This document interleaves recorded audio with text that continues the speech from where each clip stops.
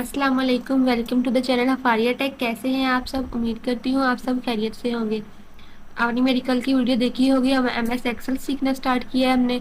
तो उसमें मैंने आपको डिफरेंट बताई थी, इसकी एक्सेल के फंक्शंस के बारे में बताया था। आज भी मैं कुछ फार्मूलाज के बारे में बताऊंगी आपको, फिर आप सीख के इजीली MS एक्सेल को यूज़ कर सकते हैं। तो सबसे पहले तो हम चलते हैं। कल हमने पढ़ा था, ऐड वगैरह करना सीखा था और सब्ट्रैक्ट करना सीखा था और उसके कुछ फंक्शंस को पढ़ा था। आज हम सीखते हैं कि अगर हमारे पास कोई डाटा हो, कोई स्टूडेंट का डाटा हो, तो हम उसे किस तरह मैनेज कर सकते हैं, उससे किस तरह आसानी से डाटा निकाल सकते हैं स्टूडेंट का। तो पहले तो हम स्टूडेंट का लिख लेते हैं, उसके नाम, रोल नंबर वगैरह और सब्जेक्ट वगैरह लिख लेते हैं, और फिर हम देखते हैं कि हम उनका टोटल एक ही दफ़ा में किस तरह कर सकते हैं और इजीली किस तरह कर सकते हैं बगैर कैलकुलेटर का यूज़ किए। तो आए वो देखते हैं। पहले ये मैंने लिख रखे थे, roll number, student name, English subject लिखा है, मैथ लिखा है, उर्दू, फिजिक्स, केमिस्ट्री और टोटल मार्क्स लिखा है, अब 10 मार्क्स लिखे हैं, परसेंटेज लिखे हैं और रिजल्ट लिखा है। आप यहाँ पे देख रहे होंगे स्टूडेंट नेम का एन सिर्फ नजर आ रहा है, पूरा स्टूडेंट नेम नहीं नजर आ रहा।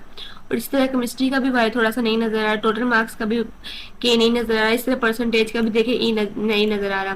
तो इस तरह हम स्टूडेंट इस तरह सेल को पकड़ के इस तरह बड़ा कर सकते हैं तो हमें पूरा नजर आएगा, लेकिन इस तरह फिर सेल ज्यादा बड़ा हो गया। तो अगर हम चाहते हैं कि जितना साइज हो, सेल में जितना कुछ लिखा हो, डाटा लिखा हो, उस हिसाब से हमारा सेल खुद ब खुद सेट हो जाए, तो हम पहले सारे सेल को हम एक एक को भी कर सकते हैं, लेकिन अगर एक एक को करेंगे तो ज़्यादा टाइम लगेगा। तो हम एक ही दफ़ा सारे सेल को सिलेक्ट कर लेंगे और उसके बाद हम उनका साइज सेट कर लेंगे। तो सबसे पहले तो मैं इसे बोल्ड कर लेती तब कि हमें पता चल जाए। ये मैंने बोल्ड कर लिया है इसे, तो ये देखिए बोल्ड हो गया है। अब देखिए मैंने सारा सिलेक्ट कर लिया है। सिलेक्ट हमने कैसे करना है, हमने एक सेल पकड़ लेना और इसके दरमियान में रखना है कर्सर को। एक साइड से नहीं पकड़ना, हमने ऐसे नहीं पकड़ना, हमने ऐसे देखें, अगर हम ऐसे पकड़ेंगे तो हमारा डाटा खराब हो जाएगा। तो हमने उसके दरमियान में रखना है, पहले सेल सिलेक्ट कर लेना है और उसके दरमियान में रख के और ऐसे माउस को खींचना है, तो उतना हमारा डाटा सिलेक्ट हो जाएगा। मैंने यहाँ तक सिलेक्ट कर लिया। फिर होम टैब में मैं जाऊँगी, यहाँ पे फॉर्मेट में जाऊंगी, फॉर्मेट में, और यहाँ पे मैं सिलेक्ट करूंगी कॉलम विड्थ और कर दूंगी ऑटो कॉलम विड्थ। जितनी सी चाहिए होगी ना इस टेक्स्ट में लिखे हुए टेक्स्ट को, उतनी खुद ब खुद सेट हो जाएगी। ये देखिए स्टूडेंट नेम पूरा आ गया और केमिस्ट्री भी पूरा आ गया। अब 10 मार्क्स का पहले मार्क्स नहीं नजर आ रहा था, अब ठीक हो गया। परसेंटेज का ई भी आ गया। इस तरह हमारा पूरा डाटा सेट हो गया। जितना चाहिए था उतना कॉलम आया, ज़्यादा नहीं आया। अगर हम खुद से सेट करते तो कोई कॉलम बड़ा हो जाता, कोई छोटा हो जाता। तो इसलिए डाटा के हिसाब से खुद ब खुद सेट हो जाता है। तो हम इस तरह से सेट कर सकते हैं। तो अब हम देखते हैं कि हमारे पास डाटा, इधर हमारे पास रोल नंबर लिखे होंगे, नाम लिखे होंगे और सब्जेक्ट के मार्क्स वगैरह लिखे होंगे। अगर हमने रोल नंबर लिखने, हम एक से लिखना स्टार्ट करेंगे। हम एक लिखते हैं, दो लिखते हैं। अगर हम इसी तरह रोल नंबर लिखेंगे 3 4 5 करके, तो हमें बहुत सारा टाइम लगेगा। तो MS एक्सेल का ये फायदा है कि हम लिख के तो हम उसकी सीरीज खींच सकते हैं, जितनी मर्जी हम उतने रोल नंबर लिख सकते हैं। तो हमने पहले तो ये लिख लिया, दोनों को सिलेक्ट कर लिया। सिलेक्ट करके अब दोनों सिलेक्ट हैं, दोनों के दरमियान में कर्सर को रख के मैंने सिलेक्ट किया। उसके बाद यहाँ पे जो डॉट नजर आ रहा है ना, यहाँ पे मैं कर्सर रखूंगी इधर। तो जब ये जमा का निशान आ जाएगा तो मैं इसे नीचे को पकड़ के खींचूंगी इस तरह। तो मैं जहाँ तक खींचूंगी वहां तक मेरे रोल नंबर लग जाएंगे। मैं यहाँ 20 तक लगा लेती हूँ, ये देखें। तो ये मेरी वहां तक सीरीज बन गई है। तो इसी तरह अगर आपने कोई लिखना है, कोई मंथ के निकालना है, संडे मंडे निकालना है, तो वो भी आप इसी तरह निकाल सकते हैं। जैसे मैं संडे लिखूंगी यहाँ पे, तो फिर मैं सेल को सिलेक्ट कर लूंगी यहाँ से और फिर इसके दरमियान में यहाँ पे रखूंगी कर्सर और मैं इसे करूंगी तो ये मेरा यहाँ तक आ जाएगा। ये पूरे वीक के नाम आ गए हैं मेरे। इसी तरह अगर मुझे मंथ के निकालने हैं तो मैं जनवरी लिख लूंगी। अगर मैं इतना लिखूंगी तो सारे मंथ के नाम हाफ हाफ आएंगे, लेकिन अगर मैं पूरा लिखूंगी तो पूरे पूरे आएंगे। मैं हाफ लिख के भी दिखा देती हूँ आपको।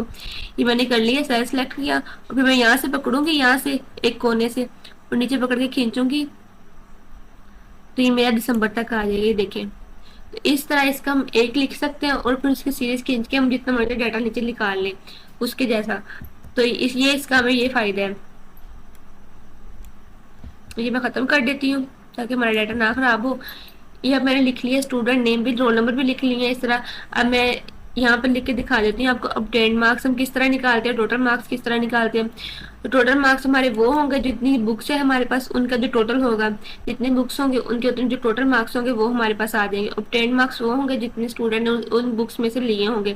फिर हम उनकी परसेंटेज निकालेंगे और फिर हम निकालेंगे कि वो पास है या फेल है। वहाँ पर यहाँ पे हम ये लिखेंगे। तो सबसे पहले तो हम देखते हैं कि हम 10 मार्क्स कैसे निकालते हैं। ट्रेंड मार्क्स में हम इस तरह निकालते हैं कि हम लिखेंगे, इनका हम सम कर लेंगे तो हमें पता चल जाएगा कि कितने टोटल मार्क्स आए हैं। तो हम अब ट्रेंड मार्क्स का फार्मूला पहले तो देखते हैं। पहले हम डाटा लिख के भी निकाल सकते हैं, डाटा लिख के मैं पहले डाटा लिख लूँ बाद में फार्मूला लगा लूँ, लेकिन मैं ऐसा भी कर सकती हूँ पहले फार्मूला लगा लूँ बाद में डाटा लिख के आपको दिखा दूँ कि अगर फार्मूला पहले लगा हो तो हमारे पास डाटा खुद ब खुद चेंज हो जाता है, इधर खुद ब खुद मार्क्स चेंज हो जाते हैं। तो मैं यहाँ पे पहले फार्मूला लिख के दिखा देती हूँ। यहाँ पे मैं लिखती हूँ, सम लिखती हूँ, सम। अब मेरे पास ये नीचे फार्मूलाज आ गए हैं। मैं यहाँ से अगर मैं टैब दबाऊंगी तो मेरे पास ये खुद ब खुद ही ये वाला आ जाएगा और साथ ब्रैकेट भी खुद ब खुद लग जाएगी। लेकिन अगर मैं साथ खुद अगर टैब नहीं दबा रही तो मुझे ब्रैकेट खुद लगानी पड़ेगी, छोटी ब्रैकेट। तो नीचे और भी फार्मूलाज आ रहे हैं जितना मैंने सम लिखा है। अगर मैं सम इफ का लगाना चाहती हूँ मैं यहाँ से वो सिलेक्ट कर लूंगी। सम इफ ये लगाना चाहती हूँ, सम प्रोडक्ट लगाना चाहती हूँ, तो मैं जो लगाना चाहती हूँ मैं यहाँ से सिलेक्ट कर सकती हूँ। तो मैं सम का लगाना चाह रही हूँ सिंपल, तो मैं यहाँ से टैब दबाऊंगी तो ये देखिए मेरे पास खुद ही लग गया है। तो अब मैं यहाँ से मैंने लेने हैं, इंग्लिश के मार्क्स लेने हैं, मैथ के लेने हैं, उर्दू के लेने हैं, फिजिक्स के, केमिस्ट्री के। मैंने यहाँ तक सीरीज खींच ली। ये देखिए अब मेरे पास C2 का एड्रेस आया है ये वाला, और ये वाला आया है G2 का। इतना एड्रेस उन्होंने ले लिया हमारे पास। तो मैं अब ब्रैकेट बंद करूंगी, एंटर करूंगी तो मेरे पास 0 आ गया। 0 क्यों आया? क्योंकि इधर मैंने नहीं लिखे हुए, मार्क्स नहीं लिखे हुए। तो अगर मैं यहाँ पे मार्क्स लिख के भी अब दिखा देती हूँ आपको। इंग्लिश के मैं मार्क्स लिखूंगी ऐसे, ये अब आप मैं मार्क्स लिख रही हूँ ना, अब ट्रेंड मार्क्स देखेगा खुद ब खुद इसमें ऐड होते जाएंगे क्योंकि हमने यहाँ पे फार्मूला लगा दिए। यहाँ पे मैं लिखूंगी, यहाँ पे लिखूंगी, यहाँ पे लिखूंगी और ये लिखूंगी। ये देखिए मेरे पास खुद ब खुद अब ट्रेंड मार्क्स लग गए क्योंकि मैंने यहाँ पे पहले फार्मूला लगा दिया था। अब मैंने एक दो फार्मूला लगा दिया, लेकिन जब मुझे नीचे मार्क्स निकालने होंगे तो मुझे दोबारा फार्मूला नहीं लगाना पड़ेगा। तो मैं यहाँ से सीरीज खींच दूंगी तो नीचे सेल्स में खुद ब खुद फार्मूला लग जाएगा। ये देखिए 0 0 लग गया ना। अब जैसे यहाँ पे मार्क्स लगते जाएंगे ये खुद ब खुद चेंज होता जाएगा, यहाँ पे आते जाएंगे। इसी तरह मैं यहाँ पे भी कोई मार्क्स लगा लेती हूँ अपनी मर्जी के।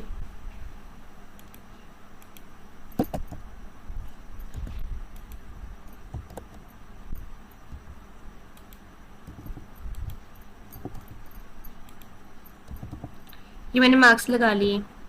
इसी तरह मैं यहाँ पे भी मार्क्स लगा लूंगी, यहाँ पे भी लगा लूंगी, इस मार्क्स लगा लूंगी तो टोटल मार्क्स लगा लूंगी। इस तरह परसेंटेज भी निकाल सकती हूँ, रिजल्ट भी निकाल सकती हूँ। तो अब मैं टोटल मार्क्स पहले लिख लेती हूँ। मेरे पास कितने सब्जेक्ट हैं? 1 2 3 4 5 सब्जेक्ट है, तो टोटल मार्क्स कितने होंगे? 500 में 500 ले लेती हूँ। ये अब 10 मार्क्स मैं लगा ली। इसी तरह मैं परसेंटेज भी निकाल सकती हूँ और रिजल्ट भी निकाल सकती हूँ। परसेंटेज निकालने के लिए मुझे क्या करना होगा कि मुझे फार्मूला लगाना होगा परसेंटेज का। तो वो फार्मूला क्या होता है? इज इक्वल टू, यहाँ पे सेल सेलेक्ट कर लेती हूँ पहले, फिर इज इक्वल टू और मैं लगाऊंगी obtained marks divided by total marks multiply by 100। तो ये मेरे पास परसेंटेज आ जाएगी। इस तरह मैं इसकी भी निकाल लेती हूँ। ये मेरे पास एरर आ रहा है क्योंकि इधर मैंने टोटल मार्क्स नहीं लगाए। जैसे मैं टोटल मार्क्स लगाऊंगी मेरे पास इसकी परसेंटेज भी आ जाएगी। देखिए मेरे पास आ गई है। इसी तरह मैं रिजल्ट भी निकाल सकती हूँ। रिजल्ट में हमारे पास क्या आएगा? रिजल्ट में हमारे पास कंडीशन लगेगी कि अगर हमारे पास इतने मार्क्स हो, इतनी परसेंटेज हो, तो हमारे पास ये आए कि ना हमारे पास पास आए या फेल आए। तो मैं उसके लिए कंडीशन लगा देती हूँ, इफ़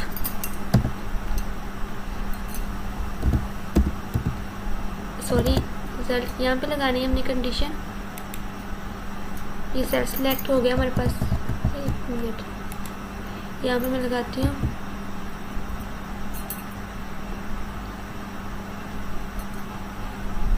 इफ परसेंटेज, पहले मैं लगा लूँगी tab percentage is greater than और इक्वल टू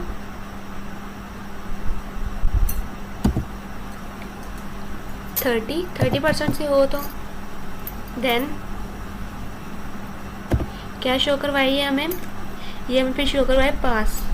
पास जो मैं लिखूँगी वो मैं लिखूँगी डबल कोटेशन में, और अगर ये कम हो इससे तो फिर करवाए वो हमारे पास फिर लगाना है हमने, तो फिर को हम लगाएंगे और फेल।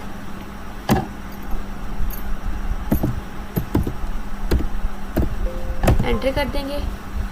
तो ये हमारे पास एरर आ रहा है। एरर किस वजह से आ रहा है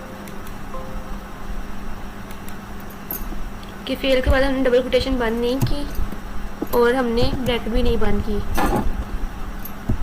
अब कर दी। अब देखें मेरे पास फेल आ गया। फेल हमारे पास क्यों आया है? क्योंकि हमने परसेंटेज में रखी थी 30%, इसके बराबर हो तो हमने वो लगाया नहीं कि ग्रेटर देन भी नहीं लगाया, इधर इससे ज़्यादा हो तो ग्रेटर देन भी लगाना था यहाँ पे। अब आएगा, अब पास आ गया कि 30% से ज़्यादा परसेंटेज हो तो या फिर इससे बराबर हो तो पास है, अगर इससे कम हो तो फिर फेल है। अब देखिए मैं यहाँ पे रख के अपने कर्सर यहाँ पे करूँगी तो ये देखिए इधर भी पास आ गई, इधर फेल है क्योंकि इधर अब कुछ नहीं है तो इधर उसने ज़ीरो कंसीडर खुद ही कर लिया है। तो ये कह रहा है कि 30 से कम है तो उसने फेल कर दिया है। तो इस तरह हम अपने स्टूडेंट का रिजल्ट निकाल सकते हैं और हम इससे हमें कैलकुलेटर का भी यूज़ नहीं करना पड़ेगा। अगर हमारे पास MS एक्सेल ना हो तो हमें ये निकालने के लिए भी कैलकुलेटर यूज़ करना पड़े, परसेंटेज निकालने के लिए भी, रिजल्ट निकालने के लिए भी। तो इससे हमारा टाइम बहुत बचता है। तो उम्मीद है आपको आज की वीडियो अच्छी लगी होगी। अगर अच्छी लगी हो तो वीडियो को लाइक करें, चैनल को सब्सक्राइब करें। आज के लिए इतना ही। अल्लाह हाफिज़।